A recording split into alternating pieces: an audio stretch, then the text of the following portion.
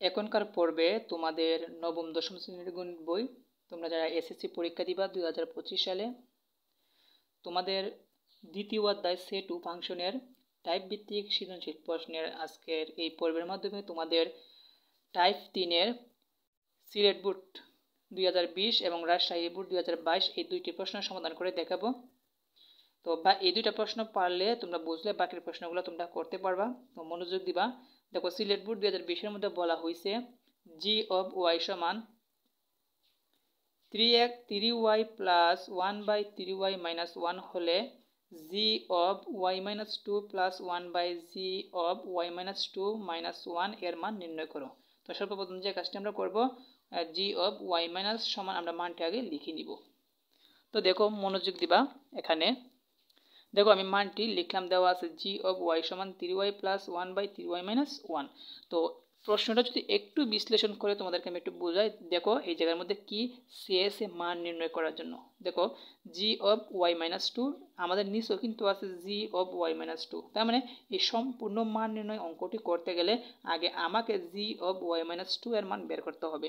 তো সর্বপ্রথম আমরা এইটাই কাজ করব যে জি অফ ওয়াই মাইনাস 2 সমান কত আমরা বের করে নিব। তো মনোযোগ দিবা। তো লিখব অতএব জি অফ ওয়াই মাইনাস 2 সমান, শিক্ষার্থী বন্ধুরা একটু মনোযোগ দিবা। সমান দিলাম, সমান দেওয়ার পর দেখো আমরা মানটি বসিয়ে দিব। যেমন প্রথমেই আছে 3, তো লিখলাম 3y মধ্যখানে ইন্টু আছে, এটা আমরা জানি। ওয়াই দেখো এখানে জি অফ ওয়াই এর পরিবর্তে ব্র্যাকেটের ভিতরে দিয়েছে ওয়াই মাইনাস 2, তার মানে ওয়াই এর মান হচ্ছে ওয়াই মাইনাস 2।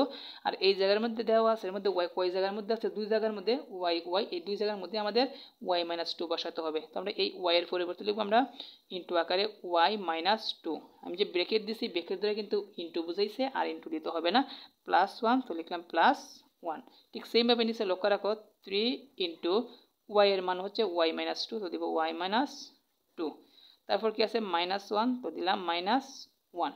আমাদের মান বসানো শেষ। এখন আমরা একটু হিসাব নিকাশ করি। তো দেখো কিভাবে হিসাব নিকাশটি করব। সর্বপ্রথম এই 3 কিন্তু এই ব্র্যাকেটের সাথে ইন্টু আছে, তো আমরা গুণ করে দিই। 3 দিয়ে ওয়াইকে গুণ করলে হবে 3y মাইনাস, তারপর 3 দুগুণে কত হবে 6। ঠিক সেমভাবে 3কে ওয়াই দ্বারা গুণ করলে হবে 3y মাইনাস,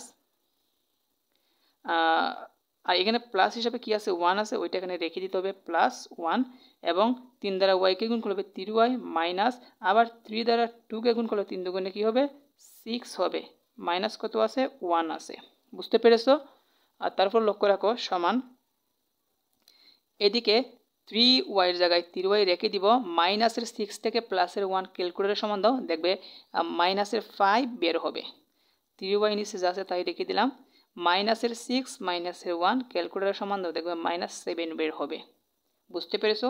এই হচ্ছে আমাদের জি অফ ওয়াই মাইনাস 2 এর মান বের করেছি। এখন কিন্তু আমরা প্রশ্নটা কিন্তু সমাধান করতে পারবো। প্রশ্নের মধ্যে যা চেয়েছে তাই বের করতে পারবো। যেমন বলা হয়েছে G of Y minus 2 plus 1 G of Y minus 2 minus 1 এর মান নির্ণয় করো। তার মানে আমরা এর রাশিটা লিখে নিব। এই রাশিটি কি করবো বলো তো, লিখে নিব। তো দেখো লিখবো অতএব প্রদত্ত রাশি। তুমি প্রদত্ত রাশি না লিখলেও হবে, ডাইরেক্ট যদি রাশিটি লিখে দাও তাহলে কিন্তু হবে। অতএব প্রদত্ত রাশিটা হচ্ছে, প্রদত্ত রাশি G of Y minus 2, G of Y minus 2 plus হিসাবে আছে 1, তো দিব plus 1 by G of Y minus 2 minus 1 এর মান বের করতে হবে। তো দিলাম সমান। তোমরা কিন্তু একটু মনোযোগ দিবা। হ্যাঁ, তো দেখো সর্বপ্রথম যে কাজটা করে মান বসাবো। কি মান বসাবো? জি অফ ওয়াই মাইনাস 2 আর নিচেও আছে জি অফ ওয়াই মাইনাস 2। এই দুইটার মান কিন্তু আমরা অলরেডি বের করেছি 3y মাইনাস 5/3y মাইনাস 7। এই মানটাই আমাদের এই দুই জায়গার পরিবর্তে বসাতে হবে। তো দেখো জি অফ ওয়াই মাইনাস 2 এর পরিবর্তে আমরা এই মানটা বসাবো। তো মনোযোগ দিবা, মানটা কি 3y minus 5/3y minus 7 plus 1 হিসেবে কি আছে প্লাস 1 আছে, তো লিখলাম প্লাস 1। তো এই জায়গার মধ্যে আমরা এই মানটি আবার বসাবো, মানে জি অফ ওয়াই মাইনাস 2 এই মানটা কি, মানটা কি 3y minus 5/3y minus 7 minus কি আছে 1 আছে। বুঝতে পেরেছো? আশা করি মান বসানো তোমরা বুঝতে পেরেছো। এখন লক্ষ্য রাখো, আমরা কিন্তু লসাগু নিব। এগুলো আমি তোমাদেরকে আগেই বলেছি এগুলো কিভাবে করতে হয়। আগে আমরা মেইন ভগ্নাংশের দাগটি দিয়ে দিলাম। এখন কিন্তু আমরা এই জায়গাটা, তোমাদেরকে যদি আমি আরেকটা কালার দিয়ে দেখাই, একটু মনোযোগ দিবা। দেখো এই জায়গাটা আমি যেখানে কালার দিতেছি রেড কালার, এই জায়গার মধ্যে কি করতে হবে, আমাদের ভগ্নাংশের যোগ করতে হবে। তো ভগ্নাংশের যোগ করার সিস্টেমটা কি ছিল, সর্বপ্রথম হরগুলো লসাগু নিতে হবে। তো লসাগু নেওয়ার জন্য আমাদের আরেকটি ভগ্নাংশের এভাবে দাগ দিতে হবে। তো লসাগু কীভাবে নিব, এটা নিচে হর আছে 3y-7 আর এটা নিচে মনে মনে 1 আছে। তো ওইগুলো 1 to 1 বিবেচনা করার দরকার নেই, নিচে জাত সিঙ্গেল হিসেবে হর থাকবে ওইটাই লসাগু। তার মানে 3y-7 লসাগু, 3y-7 লসাগু।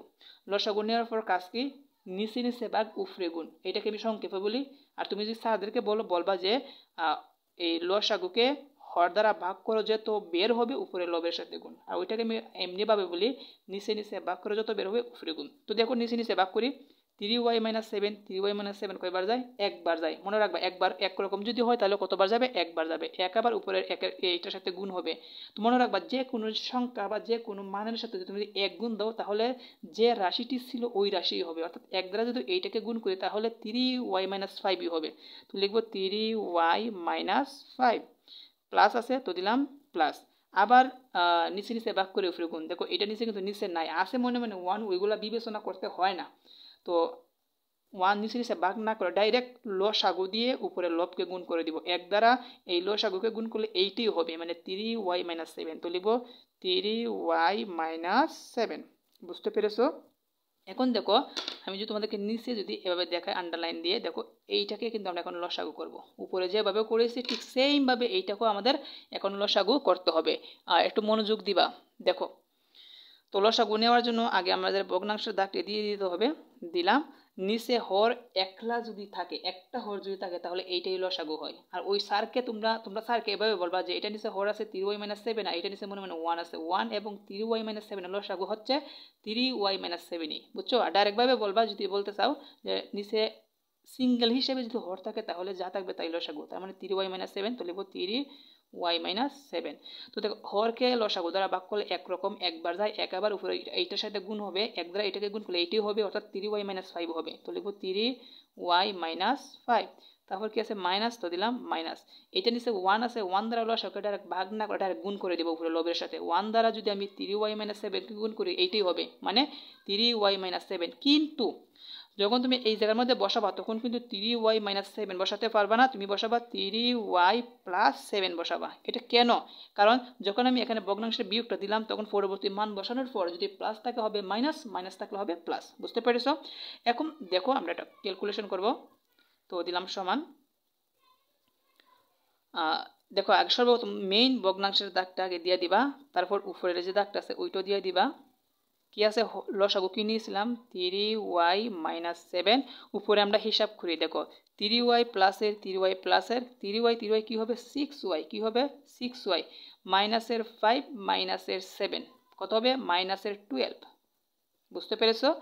ঠিক সেমভাবে নিয়েছো আমরা, আবার আমরা যে দাগটি ছিল সেটি দিয়ে দিই। লসাগু কত ছিল 3y-7, হিসাব করি। দেখো 3y হচ্ছে মাইনাসের 3y প্লাসের কাটা, আমরা জানি একরকম একটা প্লাস একটা মাইনাস হলে কাটা যায়। দেখো মাইনাসের হচ্ছে 5 প্লাসের 7 সমান দাও ক্যালকুলেটারেও, দেখবে প্লাসের 2 বের হবে, প্লাসের কি বের হবে 2 বের হবে। বুঝতে পেরেছো? তো শিক্ষার্থী বন্ধুরা এখন লক্ষ্য রাখো আমরা কি করতে পারি। এখন খুবই সহজভাবে আমরা যে কাজটি করতে পারি, দেখো 6y-12 এটার থেকে আমরা কিন্তু 3 কমন নিতে পারি, কারণ 6 এবং 12কে 3 দ্বারা কাটাকুটি করা যায় বা 3 কমন নিতে পারি। কিন্তু নিচে এটার মধ্যে কমন যায় না, এইটার মধ্যে কমন যায় না, এইটার মধ্যে কমন যায় না। বুঝতে পেরেছো? আমরা এই জায়গার মধ্যে কমন নিতে পারি। তুমি চাইলে পরবর্তী লাইনে তুমি কমন নিতে পারো। হ্যাঁ, আমরা পরবর্তী লাইনে কমন নিই। এখানে ভগ্নাংশ কয়টা আছে, এই হচ্ছে মেইন ভগ্নাংশের দাগ, উপরে একটা ভগ্নাংশ নিচে আর একটা ভগ্নাংশ। সিস্টেম হচ্ছে উপরে যে ভগ্নাংশ আছে ওইটা আমি আগে লিখব, 6y-12/3y-7। মেইন যে ভাগ আছে এই ভাগটা হয়ে যাবে গুণ, যখনই ভাগটা হবে গুণ তখন পরবর্তী ভগ্নাংশ হয়ে যাবে কি বলো, পরবর্তী ভগ্নাংশ হয়ে যাবে বিপরীত, অর্থাৎ 2 আছে উপরে এটা যাবে নিচে, আর 3y-7 ছিল নিচে এটা যাবে উপরে। এখন দেখো তো একটা জিনিস মনোযোগ সহকারে, এটাকে আমি ব্রেকেট দিয়ে দিলাম। এই উপরের লব আর নিচের হর কিন্তু একরকম। আর একটা জিনিস মনে রাখবা, উপরে নিচে হর এবং লব যদি গুণ আকারে থাকে আর একরকম থাকে তাহলে এটাকে কেটে দিবা। ঠিক আছে, কাটাকুটি করলাম।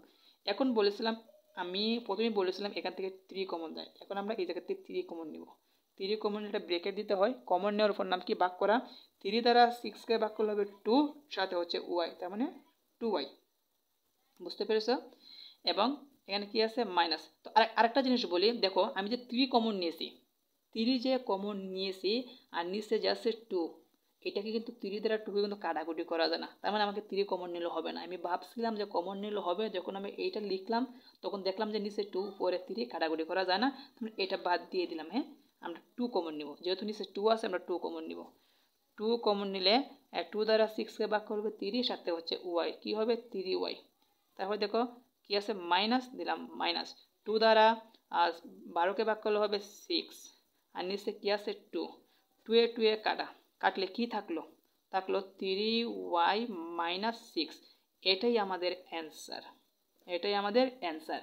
আর তোমরা চাইলে আরও যদি এটাকে আরও স্মুথভাবে আরও পারফেক্টভাবে স্যারদের কাছে উপস্থাপন করতে চাও তাহলে বলতে পারো এখান থেকে 3 কমন যায়। কি কমন যায়? 3। আর 3কে 3 দ্বারা ভাগ করা যায়, 6কে 3 দ্বারা ভাগ করা যায়। কমন নিলে হবে, না নিলে হবে। মনে করো 3 কমন নিলা, 3 3-এর মধ্যে কয়বার যায়? 1, তার মানে একটা ওয়াই। এই যে একটা ওয়াই মাইনাস মাইনাস 3 6-এর মধ্যে কতবার যায়? 2 বার যায়। বেঁকে দিয়ে দিলাম, এইটি আমাদের অ্যান্সার। শিক্ষার্থী বন্ধুরা, আশা করি তোমরা এই অঙ্কটি তোমরা ভালোভাবে বুঝতে পেরেছো। তো ভিডিও অনেক বড় হয়ে যায় আর সমাধান করাবো না। আশা করি বাকি অঙ্কগুলো আছে না, ওইভাবে কিন্তু সমাধান করতে হয়। তোমরা তোমাদের প্রাইভেটের যে খাতাগুলো ছিল ওইগুলো তোমরা একটু চেক করে নিবা আমি কিভাবে সমাধান করেছি। তো আজকে এখানে শেষ করব। তোমাদের পরবর্তী পর্বে টাইপ সাইডের অঙ্কগুলো সমাধান করাবো। একটা সমাধান অথবা 2টা সমাধান করে দিব। আশা করি বাকিগুলো তোমরা নিজেরাই পারবা। সবাই ভালো থাকো। আসসালামু আলাইকুম।